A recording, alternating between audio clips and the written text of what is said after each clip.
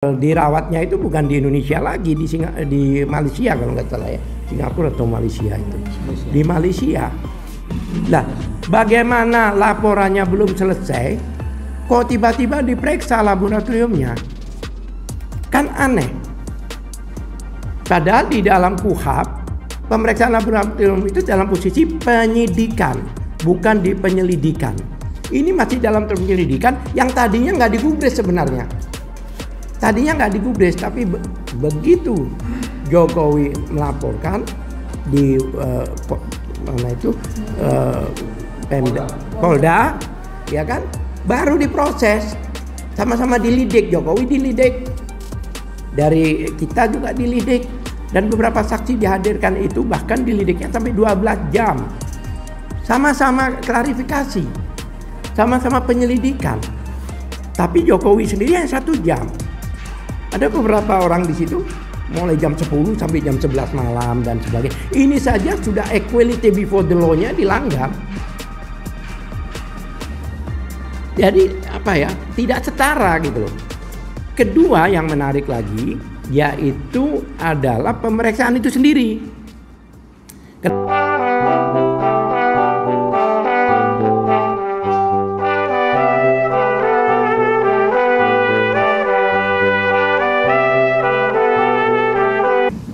Iya, kembali ke saya. Satu hal lagi, saya juga merangkap mengcounter pernyataan para advokat Jokowi yang memberikan konferensi pers waktu itu. Yaitu satu, perlu diketahui bahwa jika dokumen seseorang, dokumen pribadi itu telah digunakan untuk mendaftarkan sebagai pejabat publik, dalam hal ini presiden, itu sudah bukan menjadi dokumen pribadi lagi, tapi menjadi dokumen publik, yang mana publik berhak tahu. Jika ditanya oleh publik, merupakan dokumen terbuka ya. Jadi harus transparan, tidak boleh disembunyikan. Jadi sebenarnya tidak ada pelanggaran hukum yang dilakukan oleh kawan-kawan ini, karena kawan-kawan ini memperlakukan ingin mengkonfirmasikan bahwa pejabat publik yang dalam hal ini presiden yang menggunakan ijazahnya waktu itu untuk mendaftarkan, yaitu sebagai presiden ke KPU, maka sudah bukan dikatakan dokumen pribadi, yang mana siapapun juga bisa mengakses, bisa mempertanyakan, bisa mengkaji, bahkan bisa menyebarkan. Bayangkan saja, setiap pejabat publik, baik itu menteri, DPR, kemudian presiden, gubernur, bupati, itu jangankan ijazah, hartanya pun itu harus dideklar, harus disampaikan pada masyarakat, harus diuji. Supaya apa? Supaya masyarakat tahu dan bisa mengukur sebelum dia menjadi pejabat berapa, setelah menjadi berapa. Itu merupakan kontrol sosial. Nah, ini yang menjadi agak bingung, ya kan? Sebagai lembaga-lembaga publik, dalam hal ini seperti KPU, kemudian UGM bisa katakan lembaga publik, jadi universitas, ya universitas negeri, universitas publik. Nah, ini tidak mau menyampaikan apa-apa yang dipertanyakan, ditabayunkan, ya kan? Sebenarnya itu diatur oleh undang-undang. Contohnya ya, kalau kita kembali ke Undang-Undang Dasar pasal 1 ayat 2 itu mengatakan bahwa kedaulatan itu adalah di tangan rakyat. Kemudian kita kembali ke Undang-Undang Keterbukaan Publik, Undang-Undang Nomor 14 tahun 2008, itu jelas juga dalam pasal 2 yang dimaksud informasi publik itu adalah termasuk dokumen administrasi publik. Itu pasal 2 menyatakan begitu. Kemudian pasal 4-nya, publik berhak mengakses dan mempertanyakan dokumen-dokumen yang telah dijadikan dokumen publik tersebut. Nah, pasal 28 ayat F itu jelas menyatakan bahwa setiap warga negara itu berhak, ya kan, berkomunikasi dan mendapatkan informasi, bahkan mengambil informasi, mengakses informasi, menganalisa, bahkan menyebarkan pun itu konstitusional. Jadi kalau lembaga-lembaga itu tidak mau terbuka, termasuk mantan presiden kita ini, ya kan, itu berarti mereka itu melanggar konstitusi. Jelas, karena semua itu kan diatur dalam konstitusi. Bahkan ditekankan oleh keputusan Mahkamah Konstitusi nomor 011/017 itu jelas bahwa yang dimaksud dengan syarat pencalonan presiden itu wajib terbuka. Dan pas putusan MK nomor 6 tahun 2005 itu juga jelas bahwa masyarakat dapat mengakses, karena masyarakat itu adalah bagian dari orang yang ikut ikut dalam memantau suatu peristiwa politik, karena mereka terlibat, mereka lah yang memilih presiden, memilih calon-calon DPR dan sebagainya itu. Makanya mereka itu berhak. Bayangkan ya, undang-undangnya ada, undang-undang dasarnya ada, kemudian putusan MK ada di situ. Jadi tidak ada pelanggaran hukum yang dilakukan teman-teman, karena pada waktu itu kan ada satu peristiwa, yaitu peristiwa beberapa tahun yang lalu, yaitu peristiwa Bambang Tri, ya kan, yang kedua kalinya dengan Gus Dur itu kan jelas itu. Mereka dihukum dengan dakwaan yang mengatakan bahwa mereka adalah menyebarkan kebohongan yang mengakibatkan keonaran. Tetapi mereka dihukum itu berdasarkan asumsi. Kenapa demikian? Karena seharusnya pada saat dikatakan mereka bohong, bahwa mengatakan bahwa ijazah Jokowi itu tidak asli, itu seharusnya ditunjukkan aslinya. JPU itu seharusnya waktu itu memeriksa Jokowi dengan membawa ijazahnya. Tapi kan tidak dilakukan. Jadi jangan dianggap bahwa ijazah ini kenapa kok memasalahkan, karena ada satu peristiwa di situ, yaitu dua warga negara dihukum hanya gara-gara tidak dibukanya, tidak transparansinya ijazah ini. Dan karena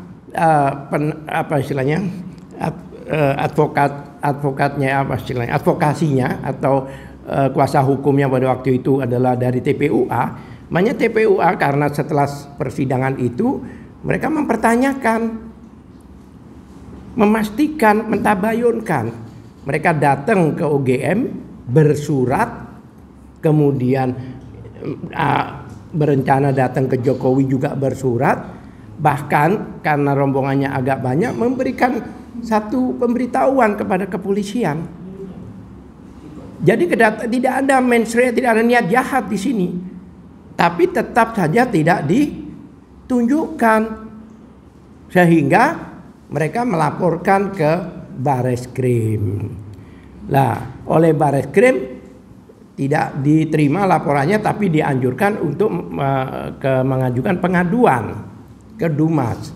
Diajukanlah pengaduan itu pada bulan Desember kalau nggak salah itu. Yang mana dengan saksi-saksi beliau-beliau ini, Dr. Tifa, kemudian Rismond, kemudian Roy Suryo, itu dokumen-dokumen mereka inilah yang digunakan sebagai bukti yang nanti akan dijelaskan oleh mereka sebagai saksi di situ. Ya kan? Tapi apa yang terjadi? Tiba-tiba Jokowi melaporkan mereka, ya kan? Melaporkan mereka balik, kemudian Jokowi juga datang ke Bareskrim dengan membawa konon kabarnya ijazah aslinya, ya kan, untuk diperiksa. Ini agak menarik ini. Biasanya mengajukan pemeriksaan itu pelapor bukan terlapor. Kan yang dirugikan ini kan siapa sebenarnya? Jadi datang yang kata konon kabarnya membawa ijazah aslinya, ya kan, langsung diperiksa oleh Bareskrim. Padahal posisi laporannya ini pada waktu itu masih penyelidikan. Bahkan beberapa orang termasuk pelapornya sendiri sudah pernah hadir sekali kalau nggak salah, itu diundang dengan laporan informasi di perihalnya itu. Nah, berikutlah panggilan yang berikutnya, yang bersangkutan tidak bisa hadir karena sakit. Dan sakitnya itu parah. Bahkan dirawatnya itu bukan di Indonesia lagi, di Malaysia kalau nggak salah ya, Singapura atau Malaysia itu, di Malaysia. Nah, bagaimana laporannya belum selesai, kok tiba-tiba diperiksa laboratoriumnya? Kan aneh. Padahal di dalam KUHP, pemeriksaan laboratorium itu dalam posisi penyidikan, bukan di penyelidikan. Ini masih dalam penyelidikan yang tadinya nggak digubris sebenarnya. Tadinya nggak digubris, tapi begitu Jokowi melaporkan di mana itu Polda, ya kan, baru diproses, sama-sama dilidik. Jokowi dilidik, dari kita juga dilidik, dan beberapa saksi dihadirkan itu bahkan dilidiknya sampai 12 jam, sama-sama klarifikasi, sama-sama penyelidikan. Tapi Jokowi sendiri yang 1 jam. Ada beberapa orang di situ mulai jam 10 sampai jam 11 malam dan sebagainya. Ini saja sudah equality before the law-nya dilanggar. Jadi apa ya? Tidak setara gitu loh. Kedua yang menarik lagi yaitu adalah pemeriksaan itu sendiri. Kenapa saya katakan demikian? Pemeriksaan itu ada aturannya. Aturannya di Perkap Kapolri nomor 10 tahun 2009. Jelas itu ditentukan. Bahwa Perkap itu di situ judul tentang apa itu 10 2009 itu adalah tentang pemeriksaan tempat kejadian perkara dan pemeriksaan barang bukti di laboratorium forensik. Kalau kita masuk ke Perkap itu sendiri, jelas pasal 10 menyatakan bahwa jika akan diadakan pemeriksaan, maka ada beberapa syarat yang wajib dilakukan. Baik itu syarat formil maupun teknis. Wajib ya, di situ tulisannya wajib. Bukan sunnah. Wajib itu di atasnya harus. Ya kan? Wajib. Ada persyaratan yang wajib dilakukan. Apa itu? Ya kan? Satu yang harus ada itu dilampiri dengan laporan. Itu ada tertulis di pasal 80 di Perkap itu sendiri. Ada pertama permintaan dari institusi. Institusi itu bisa dari internal, dari penyidik, bisa juga dari kayak kejaksaan atau bea cukai gitu loh. Memang mereka yang mempunyai peralatan canggih itu. Ya kan? Ada satu permintaan, dua dilampiri laporan. Ya kan, anggap aja pengaduan juga ada di situlah kalau memang mereka mau dipas-pasin gitu. Itu harus ada. Di dalam laporan itu atau pengaduan itu ada nomor laporan, itu pasti. Masa laporan nggak ada nomornya? Dan merujuk ke perbuatan pidananya apa? Kalau di Barreskrim itu jelas, itu pemalsuan surat. Ya kan 263, 264, 266. Itu di Barreskrim jelas itu. Harus ada. Jadi kalau seandainya pemeriksaan di Barreskrim digunakan di Polda yang nggak nyambung, kan perkaranya lain, nomor laporannya lain. Satu. Syarat kedua, ya kan, ini yang paling penting, adanya berita acara pemeriksaan. Bagaimana ada berita acara pemeriksaannya belum selesai diperiksa.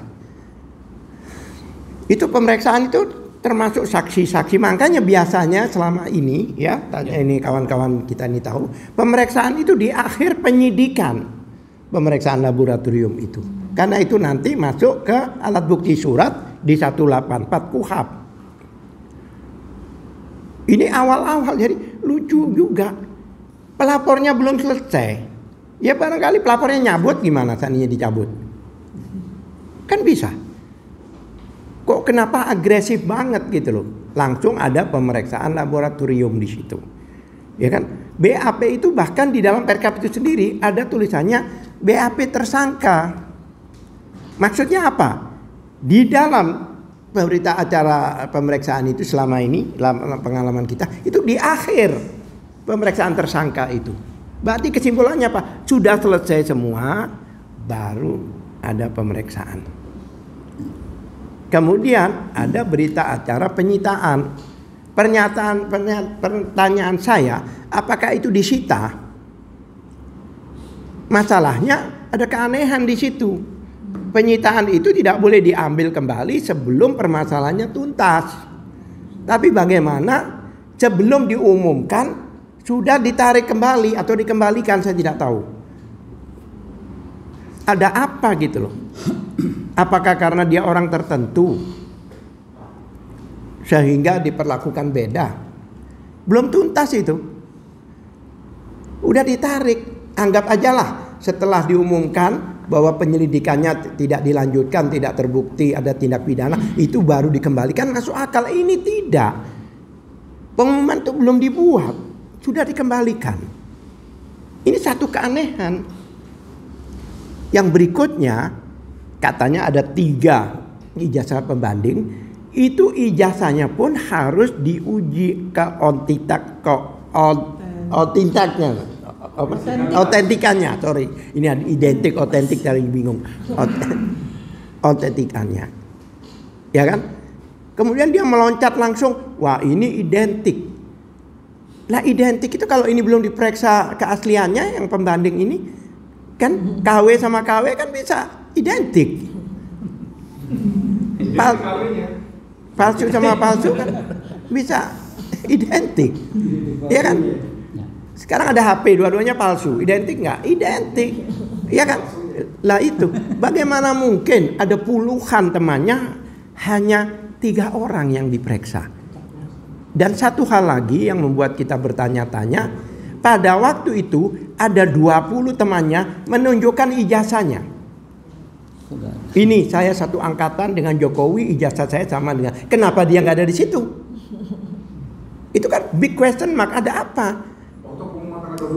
Ya iya, yang waktu 20 orang jejer-jejer itu, ada sekitar 20 orang menunjukkan ijazahnya, kan aneh. Iya kan? Kenapa dia tidak menunjukkan juga? Itu kan perlu dipertanyakan. Ya kan? Lah, syarat-syarat itu semua, ya kan? Itu harus dilampirkan di pasal 10 itu untuk pemeriksaan laboratorium. Jika ada satu dari syarat itu tidak terpenuhi, maka harus dikembalikan. Siapa yang bicara? Ya Perkap itu sendiri. Harus dikembalikan. Diberi waktu 14 hari. Jadi ini kayak P21 gitu loh. Diberi waktu 14 hari. Setelah itu kalau tidak lengkap dikembalikan lagi. Itu pun 14 hari lagi. Iya, itu pasal 10, coba dibaca bersama-sama itu. Ditolak lagi. Kalau tetap tidak lengkap, tidak diperiksa, dibalikin, selesai. Iya kan? Itu perlu ditekankan. Jangan lupa pelapornya Egy Sujana.